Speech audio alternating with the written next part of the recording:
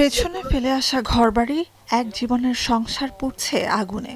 অসহায় চোখ জোড়া বলে দেয়, দূর থেকে দাঁড়িয়ে দেখা ছাড়া করার নেই কিছুই। Estamos rodeados completamente por todos los fuegos, porque al final el de aquí, el de Almorós y Villa del Prado. দ্বিতীয় বিশ্বযুদ্ধের পর অন্যতম বড় দাবানলের কবলে ফ্রান্স। দক্ষিণ পশ্চিম উপকূল থেকে নজিরবিহীন দাবানল পৌঁছে গেছে ঐতিহাসিক বোর্দো শহরের কাছে। রোববার রাতে জুরান্দ অঞ্চলের দক্ষিণের কয়েকটি গ্রাম থেকে সরিয়ে নেওয়া হয় ৫৫,০০০ মানুষকে। সব মিলিয়ে ফ্রান্সের দক্ষিণ পশ্চিমে সংখ্যাটি ২.৫ লাখ। ৩,৫০০ বাসিন্দার উপকূলীয় লা পোর্জে শহরে পুড়ে ছাই ১৫০'র বেশি ঘরবাড়ি। আগুন নেভানোর চেষ্টায় অক্লান্ত পরিশ্রম করে চলা দমকল কর্মীদের বিশ্রাম, খাওয়া দাওয়ার ব্যবস্থা করতে নিজেরাই স্বেচ্ছাসেবী হয়ে কাজ করছেন আশ্রয় কেন্দ্রে ঠাঁই নেয়া মানুষেরা।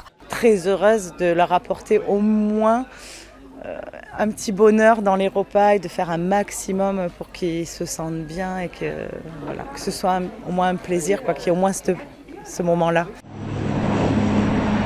ফ্রান্সে তীব্র গতিতে ছড়িয়ে পড়তে থাকা আগুন নিয়ন্ত্রণ ও উদ্ধার কাজে হিমশিম খাচ্ছে ২৫০০ দমকল কর্মী, ১৫০০ সেনা ও ১২০০ পুলিশ সদস্য। সহযোগিতা করছে সুইজারল্যান্ডের একটি ফায়ার ফাইটার দলও। অন্যদিকে স্পেনে দাবানলে এক নারীর মৃত্যুর পর প্রাণহানি আর না বাড়লেও দাবানল পরিস্থিতির কোনো উন্নতি নেই। মাদ্রিদ ও আভিলা অঞ্চলে সরিয়ে নেওয়া হয়েছে ৯০,০০০ মানুষকে। নতুন করে দাবানল শুরু হয়েছে উপকূলীয় ভ্যালেন্সিয়া শহরে। বাতাস আর গরমে বাড়ছে আগুনের তীব্রতা। সামনে কঠিন সময়, সতর্কতা স্প্যানিশ প্রধানমন্ত্রীর। Quedan horas complejas. Es verdad que lo que se nos ha trasladado aquí en este CECOD ha sido que esta noche ha sido muy positiva en relación.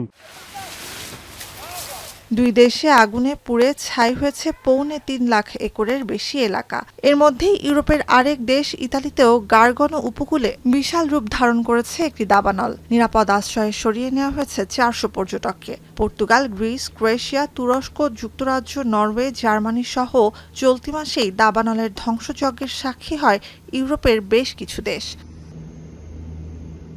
Nuzhat Kamal, এখন বিশ্ব।